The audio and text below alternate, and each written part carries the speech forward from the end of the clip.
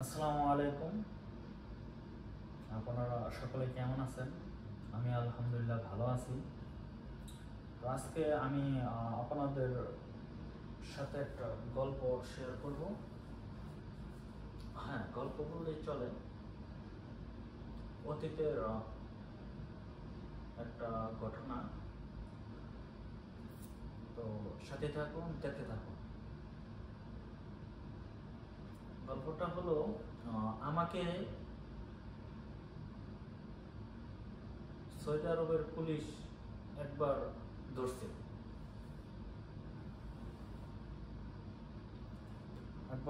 Saudi আরবের police আমাকে ধরছিল। এটা কবে ধরছিল? এটা আমি যখন সৌদি আরবে নতুন আসি তখন একবার ধরছিল। সালটা ছিল 2019 রোজার মাস। রুম থেকে আমাদের বিল্ডিংটা ছিল 4 তলা। ওই বিল্ডিং এর নিচে বসে আসছিলাম, সড়কের এক সাইডে বসার জায়গা ছিল, ওইখানে বসে আসছিলাম। তো তখন রমজান মাসে সৌদি আরবের পুলিশ আমাকে একবার ধরছিল। তখন আমার একামা ছিল না, শুধু ছিল পাসপোর্ট। তো আমরা ওইখানে রমজান মাসে ওগুলোই ইফতার করে আসছি। ইফতার করে ওরা আমি ওইখানে আর কি বসে আসছিলাম 3-4 জন। তো আমাদের সাথে ছিল শুধু পাসপোর্ট। হয়তো 1.5 মাস হয়েছে এমন আর কি। তখন আর কি তো ওইখানে বসে বসে মোবাইল দেখতেছি। তো পিছন দিকে তাকাই দেখি পুলিশ আর কি। তো ওইখানে 3-4 জন ছিলাম ওইখান থেকে। তো আমরা তো জানি পাসপোর্ট দেখাইলে 3 মাসের একটা ডেট আছে, এটা দেখাইলে ওনারা কিছু বলবে না। তো ওরা আইসে চাইতেছে একামা একামা তো নাই। তো আমি পাসপোর্ট ব্যাগে দিলাম। তো উনি দেখলো। আবার আমার সাথে যারা ছিল ওদের মধ্যে একজন, আমাদের মধ্যে একজন মানে চলে যাবার নিছে রুমের দিকে। ওরা কলারে ধরে টেনে আনছে। বর্তমানে দেশে আছে। তো মানে ওই চলে গেছে গা। ওর সাথে পাসপোর্ট আছে, সবই আছে। তারপরে মানে ও মানে কাইটা ভাইগা চলে যাবার নিছে আর কি। তো ওরা এইখানে ধরে টাইমের মধ্যে করে নিয়ে আসছে। তো তখন মানে পুলিশের, সৌদি আরবের পুলিশের ওর ফেসটা মানে অন্যরকম, মানে ভেজাল ভেজাল।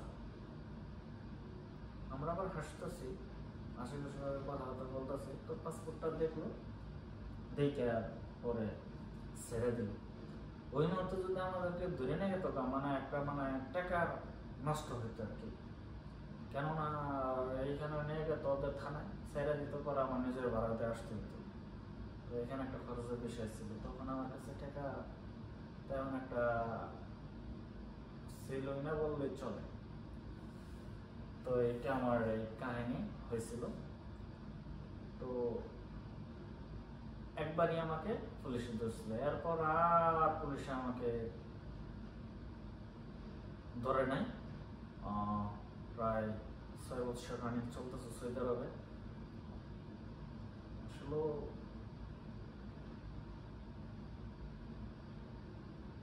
6 বছরের অনেক কাহিনী আছে, গল্প আছে। তো বললে শেষ হবে না, অনেক সময়ের প্রয়োজন। তো আরেকটু বলি, আমি আমার কোম্পানির থেকে বাইরে পড়ছিলাম। আমার কোম্পানি ছিল সাপ্লাই। তো আমি কোম্পানি থেকে বাইরে পড়ছিলাম। বাইরে পড়ছিলাম বলতে কোম্পানি থেকে বাইরে অন্য কোথাও মানে কাফালার জন্য চলে গেছিলাম। তো কাফালা হইতে পারিনি। তখন আমাকে আমার কোম্পানি 2 মাস পর হরুপ মেরে দিয়েছিল। 2 মাসও আমি কোথাও কাফালা হইতে পারিনি, খুব চেষ্টা করছিলাম। তো আমি জাদ্দা থেকে রিয়াদ চলে গেছিলাম।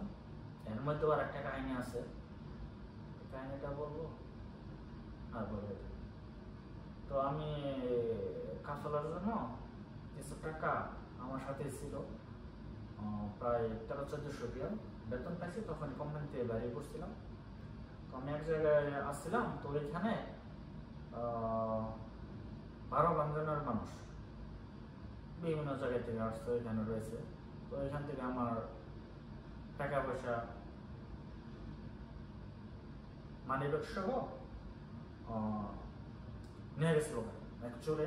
মানে ওর সাথে আলোচনা করছিলাম কাফেলার বিষয়ে যে আমার কাছে টাকা আছে, সমস্যা নাই আমি দিব। তো ওই জানছিল, ওইখান থেকে টাকাটা নিচ্ছিল, আমার মানিব্যাগ সহ নিয়ে গেছিল। তো যাই হোক, আল্লাহর রহমতে টাকাটা পরে পাইছি। হালাল টাকা ছিল বিদায় হয়তো পাইছি টাকাটা, নাহলে হয়তো পাইতাম না, কারণ পরিশ্রমের টাকা ছিল। আলহামদুলিল্লাহ ভালো পথেই আছি, হালালভাবে চলার চেষ্টা করি, ইনকাম করে। তো যাই হোক, তারপর চলে গেছিলাম। ওই যে 2 মাস পর আমাকে হুরুপ মেরে দিল। তখন আমি আবার অন্য এক জায়গায় কাজে গেছিলাম, রঙের কাছে, রিয়াদের ভিতরে। আবার রিয়াদ থেকে মানে সাইডে, শহরের থেকে বাইরে বললে চলে।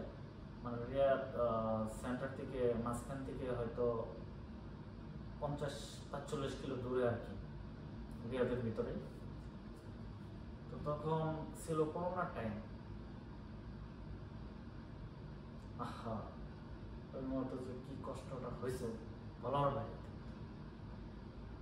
এমন একটা সময় গেছে, তখন রুম পর্যন্ত কেউই দেয় নাই, মানে দিতে চায় না, রুমে উঠতে দিত না কেউ, কারণ তখন করোনা ছিল। এটা 2020 সালে কাহিনীটা। আমি তো আসছি 19-এ, এখন চলতেছে 2025 সাল। এখন পর্যন্ত আমি দেশে যেতে পারি না। ইনশাল্লাহ 2025 সালে আমি দেশে যাবো। তো যাই হোক, পরে ওইখানে ওই কাজ করলাম রিয়াদ মাঝখান থেকে 45 কিলো দূরে। তো ওইখানে কাজ করলাম, রঙের কাজ। মানে সৌদিরা বিল্ডিং বানায় আর কি, বিক্রি করে। সৌদি জায়গার মধ্যে বিল্ডিং বানায়, ওরা জায়গা সহ বিল্ডিং সহ বিক্রি করে দেয় বিভিন্ন জায়গায়, বিভিন্ন লোকের কাছে। তো এরকম বিল্ডিং তৈরি করে 5-6টা বিল্ডিংয়ের কাজ কাম করলাম, রঙের কাজ। তো এখানে কাজ করা শেষ করার পরে মানে আমি আবার রিয়াদের দিকে চলে আসলাম আমার এক ভাইয়ের কাছে।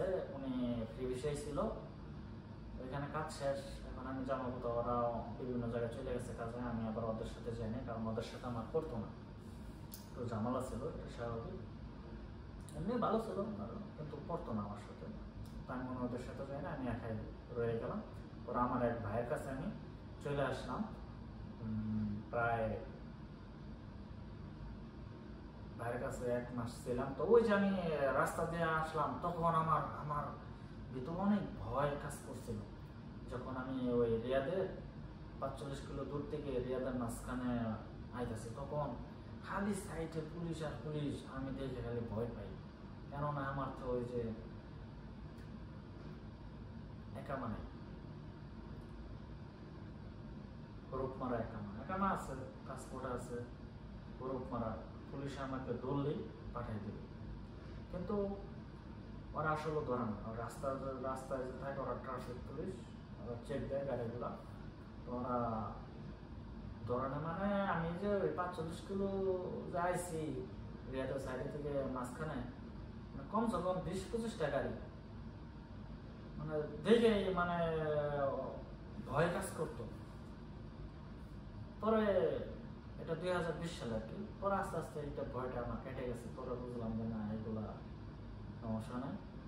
মেয়ে দেখলাম আর রোগ ধরার পুলিশ, এগুলো আলাদা, এগুলো গাড়ি আছে অন্যরকম। এগুলো আমি একবার 2023 সালে নাকি 24 সালে আমি একবার বাতাতে আমার এক ছোট ভাইয়ের কাছে গেছিলাম। তখন দেখছিলাম ওনারা মানে রোগ ধরতেছে, তো আমরা আবার অন্য দিক থেকে কাইটে বাইরে করছিলাম, তো আমাদেরকে ধরতে পারছিলাম না। আর দৌড়ার সমস্যা ছিল না আমার, কেননা আমি তখন আঁকামা গরুপ কাটায় আঁকামা অনেক ফেলাইছিলাম, আমার সমস্যা ছিল না। কিন্তু আমার সাথে যে ছিল ছোট ভাইটা, ওরা কেমন এক্সপার্ট ছিল, তো হয়তো ওরা দৌড়ে ঝামেলা হয়ে যেত, আবার আমারও দৌড়ে ঝামেলা হয়ে যেত, কেননা ওই ফিনিশার তো ছিলাম।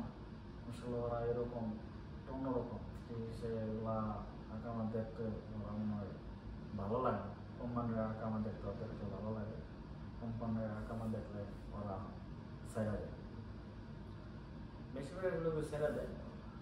এখন এক্সপায়ার থাকলেও ছেড়ে দেয় না যে তা না, কিন্তু আরেকটা হ্যাঁ এক্সপায়ার আমি আরেকটা কথা বলি, আপনার এক্সপায়ার হলে আঁকা মাছ যদি আপনার থাকে, আপনার একবার দুইবার ধরে যদি কোনো সিকিউরিটি রাখে, 3বারের কালা আপনাকে দেশে পাঠিয়ে দিবে। 3বারের কালা যদি ধরে আঁকা মাছ যদি না বানান, আপনাকে দেশে পাঠিয়ে দিবে। তো ওরা বলবে আর কি, 2 বছর যখন প্রথম ধরবো তখনই বলবো যে আঁকা ম্যাথ বা এনিস ওরা বলে দেবে। তো যাই হোক, এই হলো রোজার মাস আসতেছে, এর জন্য মূলত এই ভিডিওটা বানালাম। এই রোজার মাসে আমাকে একবার সৌদি আরবের পুলিশ ধরছিল, তারপর আর ধরা নেই, প্রায় এখন 6 বছর রানিং চলতেছে। আলহামদুলিল্লাহ ভালো আছি, আল্লাহ পাক অনেক ভালো রাখছে। তো আপনারা যদি সৌদি আরবের বিষয়ে কোনো কিছু জানতে চান তো অবশ্যই আমার ভিডিওতে কমেন্ট করবেন, আমি যতটুকু জানি আমি আপনাদেরকে বলবো, 6 বছরের অভিজ্ঞতা থেকে আমি বলবো আর কি। যদি কোনো প্রশ্ন থাকে কোশ্চেন করতে পারেন, নেক্সট কোনো ভিডিওতে আমি বলে দেব। আর ভিডিওটা এই পর্যন্তই, সকলেই ভালো থাকবেন। রমজান মাস আইসা পড়ছে, মার্চের 1 তারিখ, কালকে আজকে 28 তারিখ, 28 মাস শেষ হয়ে যাবে আজকে। কালকে থেকে রোজা। তো আমি আবার সৌদি আরবে আসার পর রোজা ভাঙি নাই, আলহামদুলিল্লাহ। রোজা প্রতি বছরই রোজা সব করছি আলহামদুলিল্লাহ। হয়তো নামাজটা পড়া হয়নি, করছি, চেষ্টা করছি এতটুকু করতে পারছি, করছি। তো আমি এই তারিখে একটা ইসলাম রোজার মাসের তারাবির একটা ভিডিও বানাবো, কিন্তু আসলে এটাও বানানি হবে না, কেননা এটা মানা করে দিচ্ছে আমাদের এখানে তারাবি নামাজ হয়তো হবে, বানাইতে না থাক, যেহেতু মানা করে দিচ্ছে। আমি যেহেতু অন্য এক দেশে আছি সৌদি আরবে, তো আমাদের নিয়ম কারণ আমাকে মানতে হবে, কারণ আমি এই দেশে আছি। এখন সমস্যা না হলেও পরবর্তীতে হয়তো সমস্যা হইলেও হতে পারে, তাই জন্য আমি আগে থেকে সতর্ক হয়ে গেলাম, যাচ্ছি বানাবো না।